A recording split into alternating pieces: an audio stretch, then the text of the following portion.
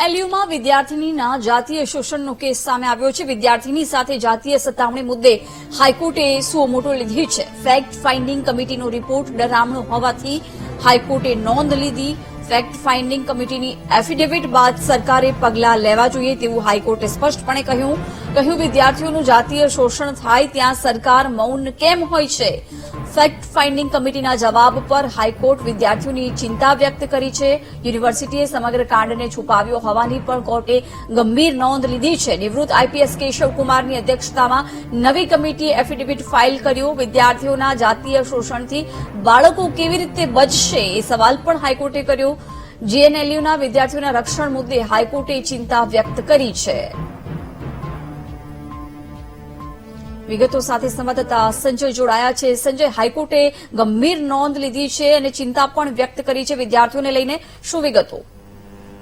બિલકુલ જીજ્ઞાસા, વાત કરવામાં આવે તો જે રીતે સમાચાર માધ્યમોની અંદર યુનિવર્સિટી અને ખાસ કરીને મહિલાઓની છેડતી અને રેગિંગ બાબતે જે રીતે સમાચારો અને અહેવાલો પ્રસારિત થાય છે તેને લઈને ગુજરાત હાઈકોર્ટે ખૂબ ગંભીર નોંધ લીધી છે અને જેને લઈને સુઓ મોટો સંજ્ઞાન લીધી છે અને જેને લઈને કહેવામાં આવ્યું છે કે કોઈ પણ પ્રકારના આ પ્રકારને જેએનએલયુ ખાસ કરીને જે ગુજરાત યુનિવર્સિટી જે લો યુનિવર્સિટી છે તેની અંદર ચાલે આ પ્રકારનો જે કેસ સામે આવ્યો હતો જેને લઈને ગુજરાત સરકારે ખૂબ ટકોર કરી છે અને કોઈ પણ પ્રકારનું વિદ્યાર્થીઓનું જાતિ શોષણ ન થાય તે અને એને બચાવવું જરૂરી છે તે પ્રકારની કડક ઝાટકણી પણ કાઢી હતી તે પ્રકારની નોંધ લઈને ચિંતા વ્યક્ત કરી હતી। જી બિલકુલ સંજય, આભાર જાણકારી આપવા બદલ। વિગતો વધુ મેળવીશું સંવાદદાતા દીપેન પાસેથી। દીપેન, જેએનએલયુ યુનિવર્સિટીમાં જે બનાવ બન્યો હતો તેને લઈને હાઈકોર્ટે ચિંતા વ્યક્ત કરી છે, સરકારને પણ આદેશ કર્યો છે પગલાં લેવા માટે, શું વિગતો?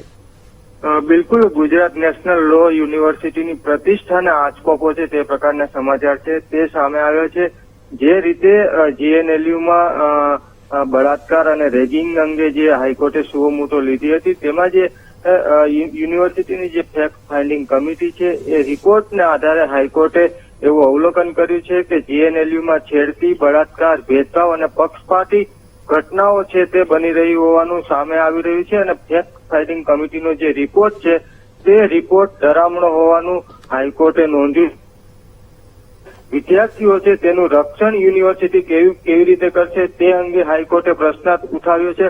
ખાસ કરીને જે રીતે વિદ્યાર્થીઓ સાથે બળાત્કાર અને જાતિ સતામણીની ઘટનાઓ બની રહી છે ત્યારે યુનિવર્સિટીના જે વહીવટદાર છે તેમને ઝાટકણી કાઢી હતી। ખાસ કરીને રજિસ્ટ્રારે આ મામલે હાઈકોર્ટમાં એફિડેવિટ કર્યું હતું કે આ પ્રકારની કોઈ ઘટના છે તે યુનિવર્સિટીમાં બની નથી, માટે આ સમગ્ર મામલો છે તે બંધ કરવો જોઈએ તેવી એફિડેવિટ યુનિવર્સિટીના રજિસ્ટ્રારે હાઈકોર્ટમાં કરી હતી। પરંતુ જે રીતે ફેક્ટ ફાઇન્ડિંગ કમિટીનો રિપોર્ટ આવ્યો છે તેને લઈને હાઈકોર્ટે કડક છે તે ઝાટકણી કાઢી છે અને આ સમગ્ર રેગિંગ અને જે જાતિ સતામણીની જે ઘટનાઓ છે તે બાબતે સરકારને પગલાં લેવાનું હાઈકોર્ટે જણાવ્યું છે, કારણ કે યુનિવર્સિટી છે તે આ બાબતને છુપાવતી હોવાનું સામે આવ્યું છે। જે રીતે રજિસ્ટ્રારે એફિડેવિટ કરી છે તેને લઈને હાઈકોર્ટે સરકારને કહ્યું છે કે જે કમિટીનો રિપોર્ટ છે તે રિપોર્ટના આધારે આ બાબતે સરકારે પગલાં લેવા જોઈએ, કારણ કે યુનિવર્સિટી છે તે વિદ્યાર્થીઓનું રક્ષણ કરી શકે તેમ નથી અને એક